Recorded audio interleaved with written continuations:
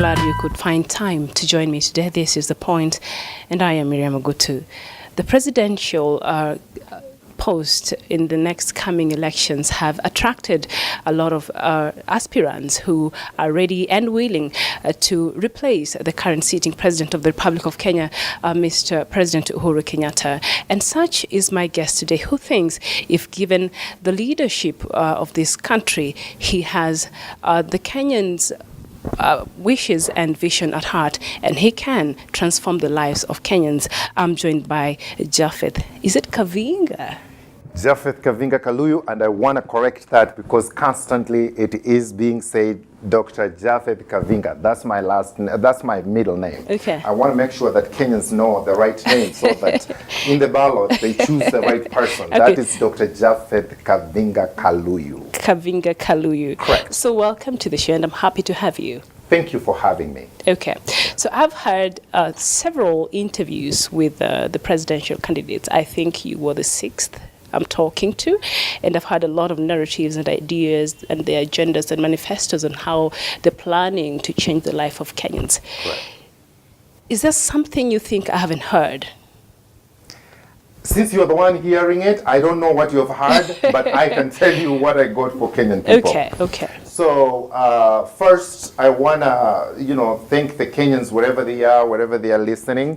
And I want to say who Dr. Japheth Kaluyu is. In marketing, you have to have differentiation, because I think the first thing that is different, it is me, because I'm neither of the seven other candidates. Good point. I was born in a small poor village in Kitui. My biggest dreams as a little boy were those of my grandfather, owning a lot of cows and goats and taking them to the fields to show off the numbers myself. I dream of working in Wall Street, becoming a university dean, a professor, and an author, TV show, and a radio show host were improbable. Even running for the president of the Republic of Kenya was out of reach. Mm-hmm. But thank God, this is a democracy. Things have happened in such a way that we can get the opportunity to be able to help our fellow Kenyans. So that is the first thing. To your specific question, something that I think is different is that I believe I will be the jobs president. I have come up with a 6-point plan,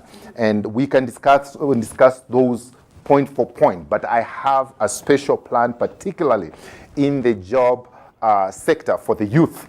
And I believe I'm the only person with that agenda, and I'm ready to deliver it. Okay. Yeah. So you mentioned something interesting, that when you were growing up in Kitui, yes, and your dream was to become like your grandfather, yes, and own many cattle, because, that is considered to be very, successful in some communities. And Correct. You looked at that as the epitome of success from where you started when you were a young boy. Yes. What, in the course of your life, changed and that got you to where you are today? I'm talking of 2, 3, 4 years old. When I was going to graze cattle with my grandfather. I think that would be classified as the modern day daycare. Mm-hmm.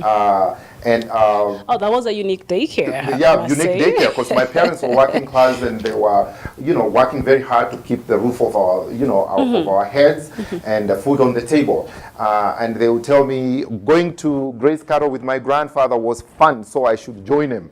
Of course, I thought it was fun because I would hold the tail of some of our cool or peaceful cows, and they drag myself. My trousers and pants were all, hauled up. Yeah. But over the time, I realized as you grow up, you start getting to realize what is happening in the world. Your world view changes. I noticed that my grandfather's dreams were limited. I wanted to be the one to speak in the radios, because we had a little radio up there, to be able to hear President Kibaki speak, to lead. But unless I led cows and goats, it wasn't going to happen as it is happening on the ground with Kibaki and other people. So I started dreaming differently. I wanted to, I looked at the planes and I imagined how I can fly, but sometimes I was scared because the thing looked very small up in the air, and that would make me fall down.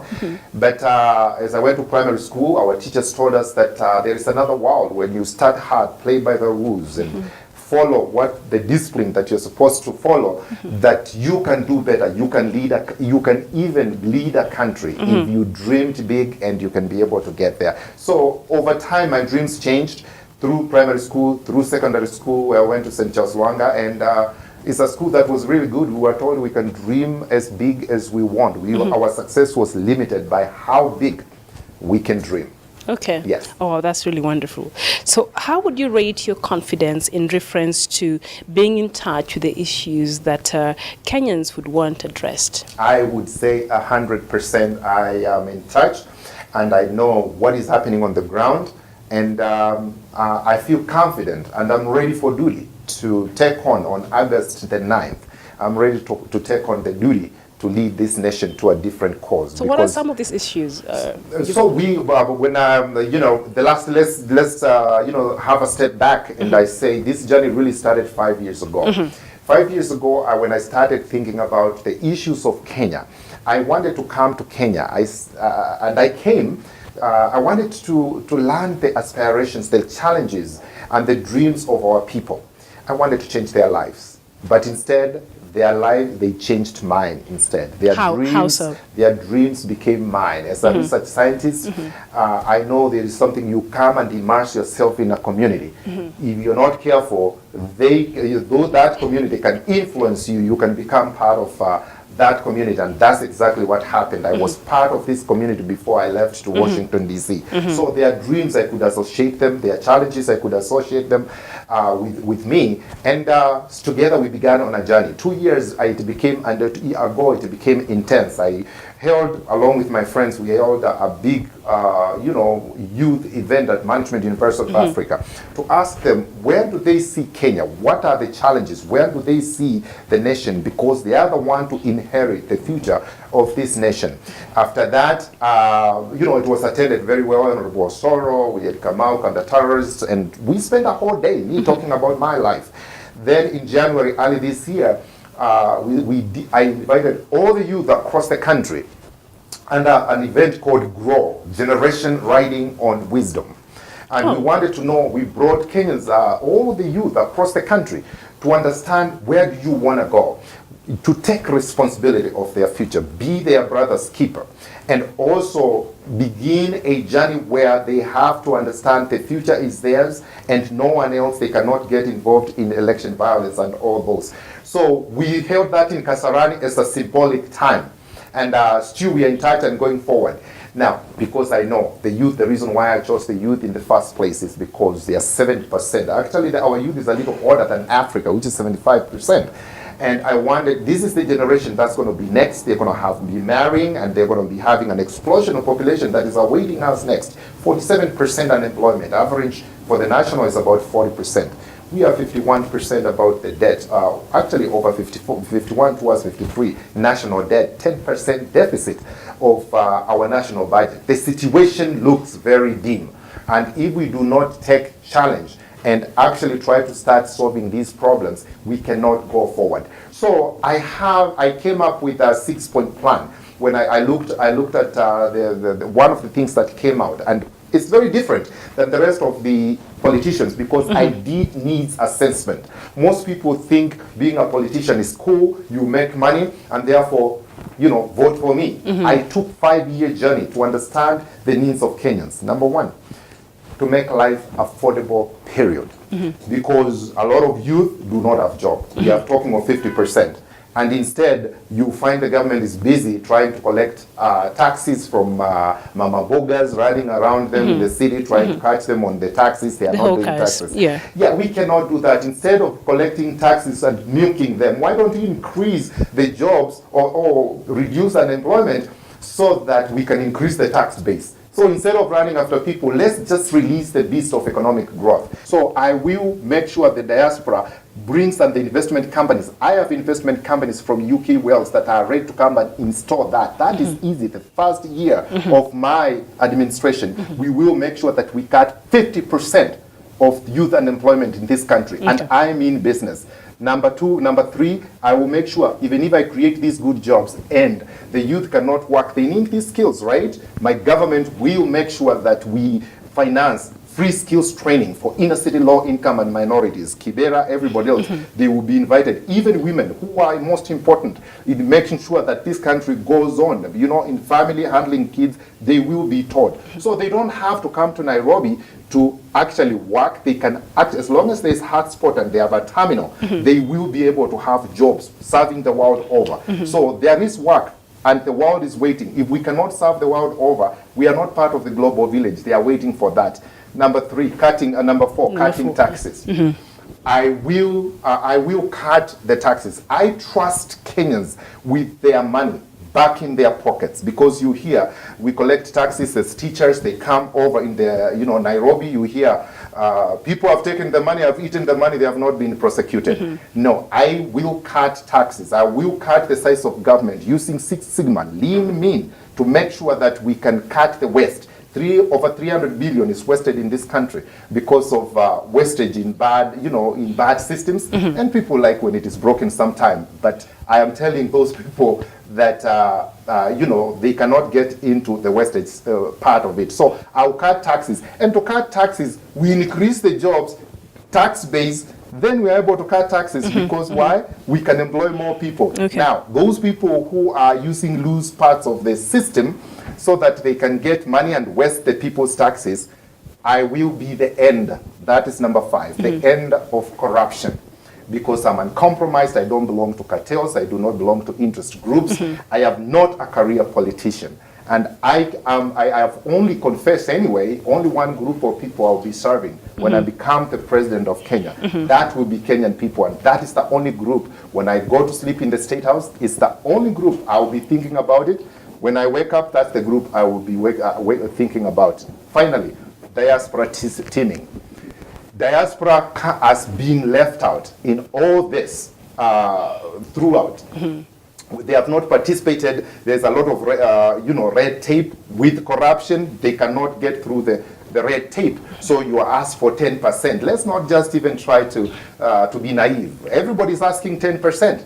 Corruption we are number 3 in the world for corruption. So anytime you want a piece of form in an office, you are told, my friend, my friend has it, I don't know, what can you do, my other guy. I am tired of being told this is Kenya when things are going wrong. And I'm warning everyone else who is thinking, imagining of trying to take public coffers. Please, if you're thinking of such, start packing. Because on August 9th, there will be a new sheriff in town. Okay. So diaspora will come in, team with us, and we'll be able to, every diaspora will have 10 youth to mentor and take them to the right direction. So, and 2 cabinet secretaries anyway, 2 to 3 cabinet secretaries out of the 22 cabinet secretary positions, they will be from diaspora directly. Okay. Yeah. So it's interesting you mentioned about, how you intend to work around the taxing, the companies and things like that. Yes.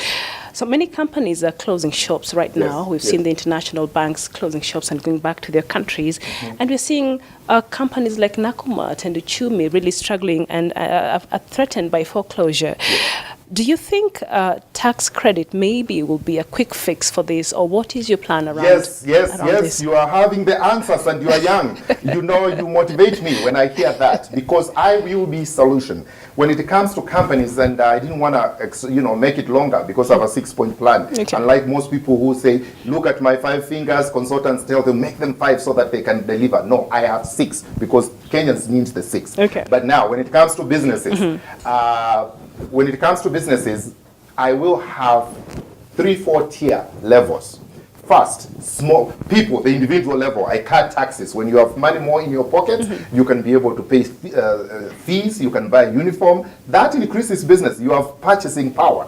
And I need people to understand that. Number 2, we will have small businesses. We will cut them. There will be a new administration group, created, cabinet secretary for it, small business administration. so that they can be able to give small businesses the right loans with the lower interest rates. And I have done that in state of New Jersey. I'm not just naive, a new person here. Okay. I have done that in state of New Jersey. I've consulted with states like Nigeria. So that will be specific to cut taxes for people. Instead of, you see these items like where you hear mamas, they have merry-go-round. There should be a department that is supposed to be taking care of that. When there isn't, there's a vacuum and people start saying merry-go-round. You produce this time and things go wrong, people go to court. It's supposed to be controlled. I will give that platform to them.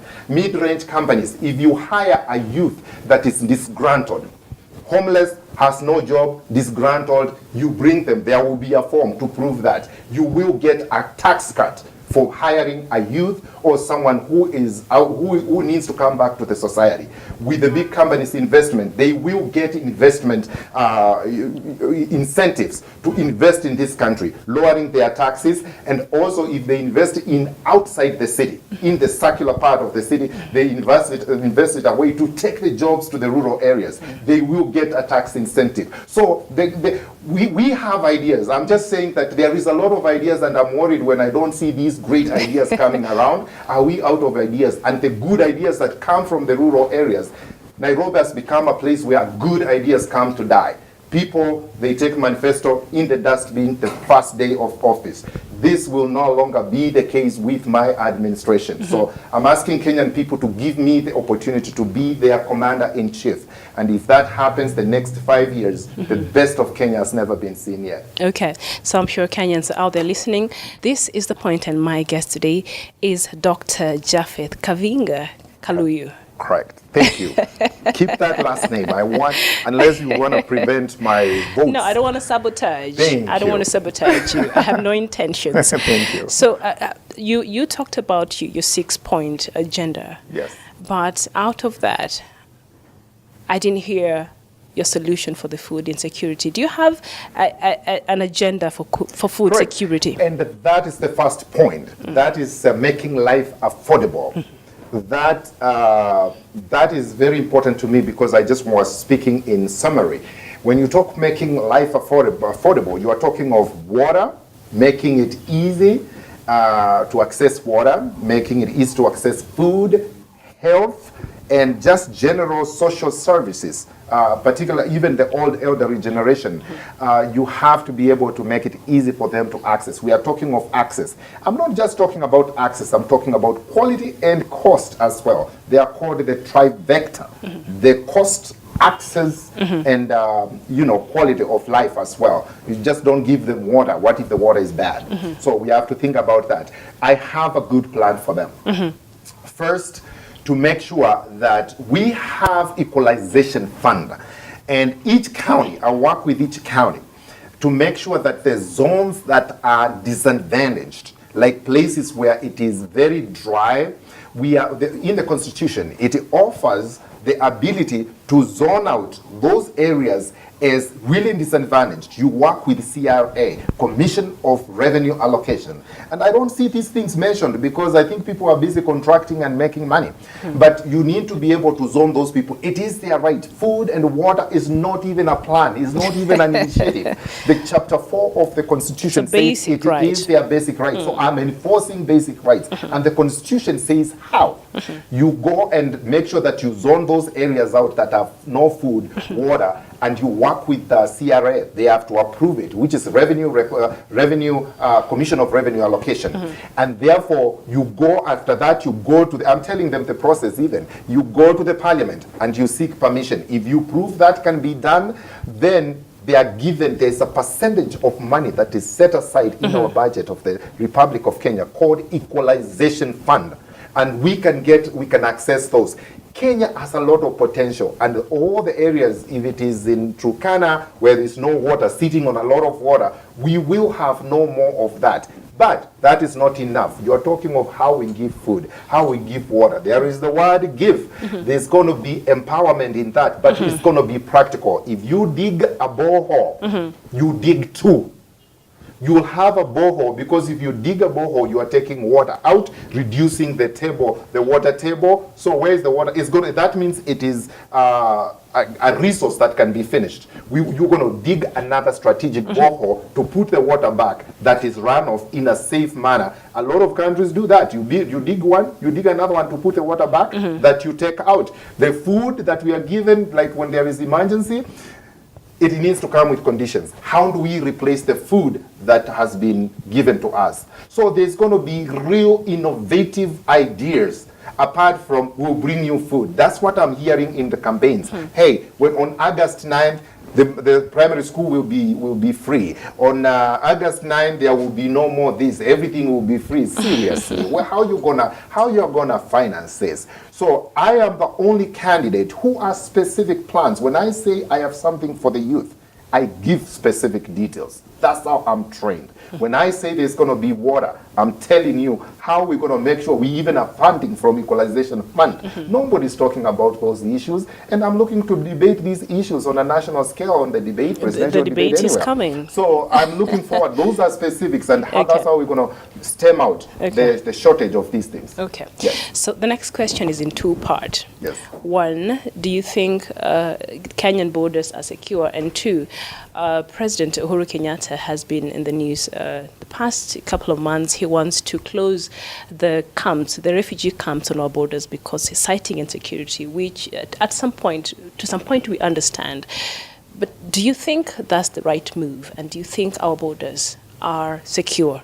The answer to borders being secure, the answer is no. It's not, they are not secure. It's not about thinking. It is about evidence on the ground. Those Al-Shabaab or people from Somali area, particularly that's the border that we have the most problem with, and it's part of northern Ethiopia. That one, we solve that one easily on the northern side. But on the Somali area, it's very porous. They're trying to build a fence. But fence, who is going to guard the fence?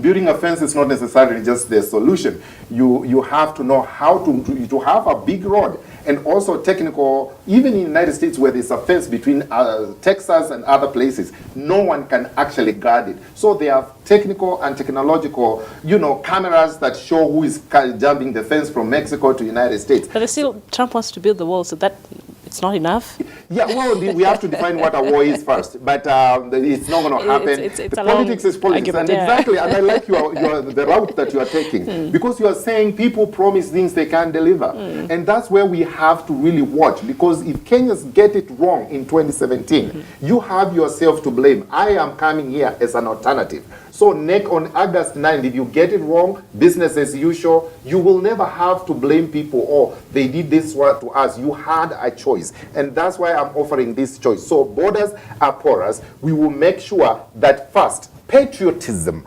nidhamu, to make sure, even some time ago, and there was something to learn from that, and it was scattered. When Moi was the president or Kenyatta was president, Kanu ni inchi yetu, they were singing. That was not just by chance. They wanted people to get to know Kenya is ours. It belongs to me. If I see Al-Shabaab, I am going to say it. If Al-Shabaab gives me money and tells me shut up so that I can hurt other people, I am not going to ask them, because Kenya is mine. That will be the first thing, and also starting to actually secure the country from the little kids.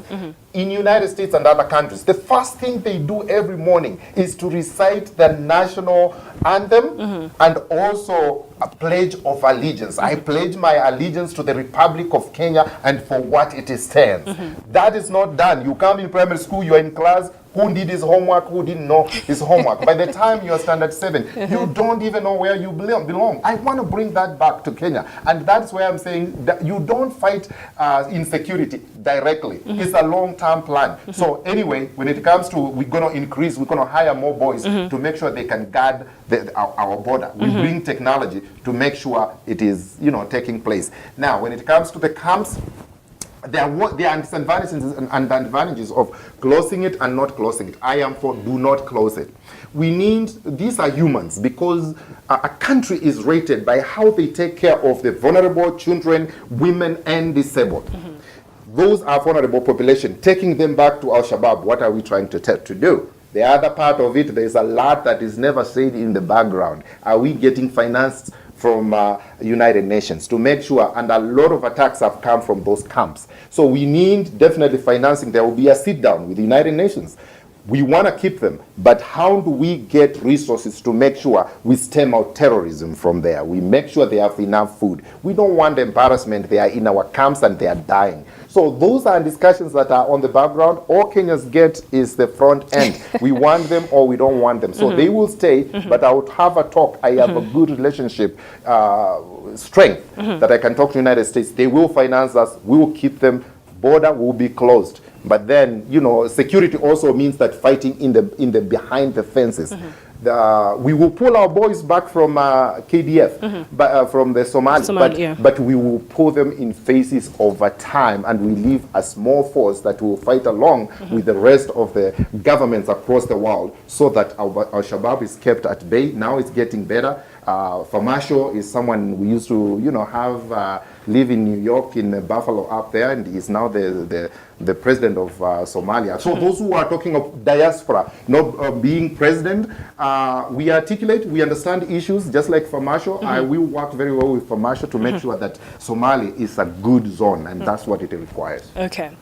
Good. So you mentioned earlier, at the beginning of the conversation, that you were uncompromised. Yes. And of course, you know, corruption has plagued not only this government, but even the past governments, and it's becoming, it's an avenue where Kenyans lose a lot of money. So what will you do to ensure transparency and accountability should you be elected as the president of this country? I expect to be elected by August 8th.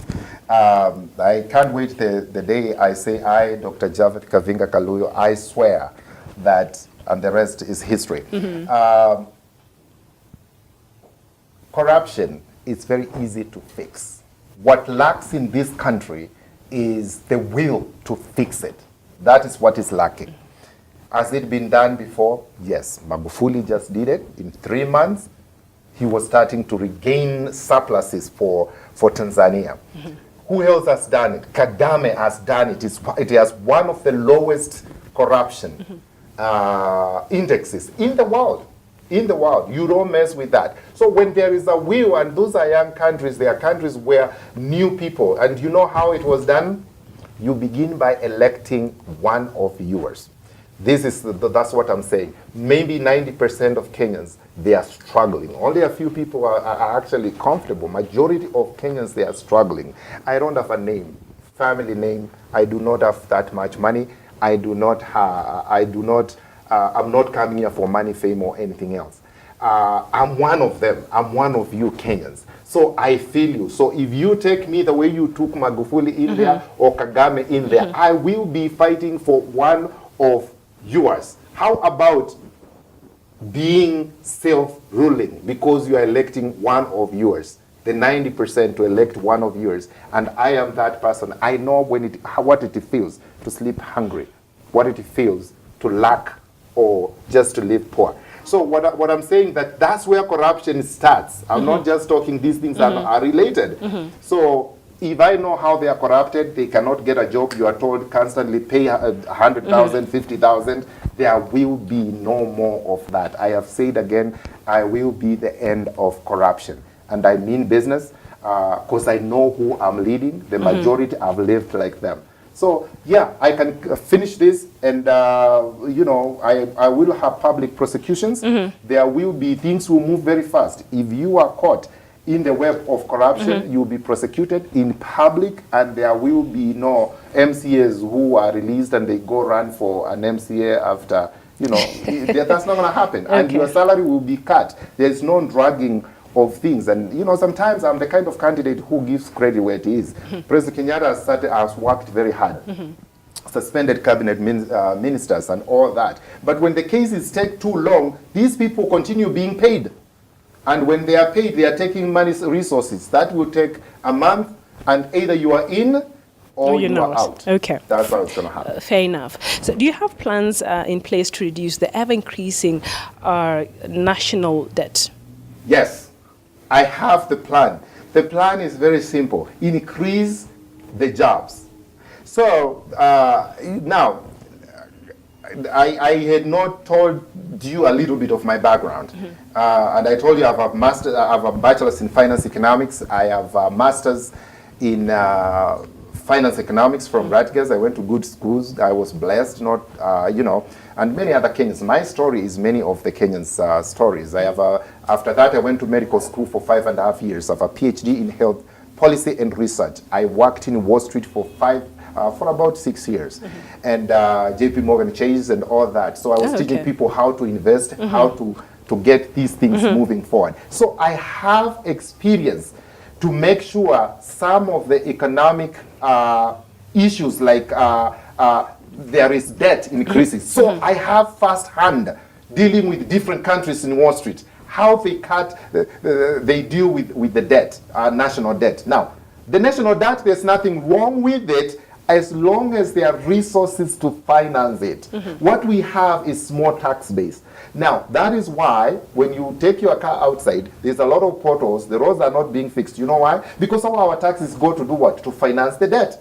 That is the problem with the debt. Now, what if we have increased job opportunities and we have big tax base and we can pay the 51% debt? There isn't a problem because SGR is functioning. It is bringing a project money. There's talk about how much it costs. So when you increase the economic growth, I will release the beast and we will have growth of economic growth, increasing the taxes, able to pay the debt, and then the extra money for taxes, we can fix the roads, the youth can go to have skills, mothers, they will have special areas where they can keep, institutions to keep their kids. Sometimes you work very hard, you don't know whether you find your kid or not, because you don't know the environment you left it. So they will have safe havens and productivity will go up. If a worried mother is working, the production is low. And moms, I got your back. You know what? I hear you. I got your back. I'm a mother, so I and I got your back. Okay. So now you have an opportunity to speak to Kenyans out there who maybe others are not decided. Yes. Whatever leaders who are out there, they were not. They didn't know who to vote to. Yes. And maybe they're still wondering, is there someone out there? And they've been listening to you. Tell them why they should vote you in. My fellow Kenyans, tonight. Again, we come to a point where you begin to interview your next president of the Republic of Kenya on August 9th. That journey began some time ago. I decided I cannot wait. I'm an independent candidate. I'm independent in mind. I don't belong to a party. I never sought any affiliation because I wanted to serve only one group of Kenya. Now, we are about a month to go. The games and fun is gone. Forget about all the monies that you get and all the hula baloo of having fun and running around making noise. Now it is time to get serious. And now it's time to interview your next president. I believe I am that person because I am you. I was born poor and I know how it feels to be you. Tonight, you can make a decision. You can be a part of history to make sure that the small guy is heard again. And I believe I am the one who represents that in the whole lot of the presidential candidate. So I am telling you, if you give me opportunity to be your next commander-in-chief, I will be working very hard every single day to solve your problems because I know them. I do not have to be explained how it feels to be hungry. So I am telling you in the next 5 years, Kenya will be unrecognizable if you give me the opportunity. We can make this nation a beacon of hope and a shining city on the hill because I know the best of Kenya. You haven't seen it yet. Thank you very much. May God bless you. May God bless this great nation, the great Republic of Kenya. Dr. Japheth Kavinga Kaluyu, yes. It was a pleasure to have you on the show today. Thank you so much, and thank you for having me. Thank you for coming, thank you. And all the best in your endeavors. Thank you. This has been The Point. I am Miriam Bagutu, and until next time, thank you for watching.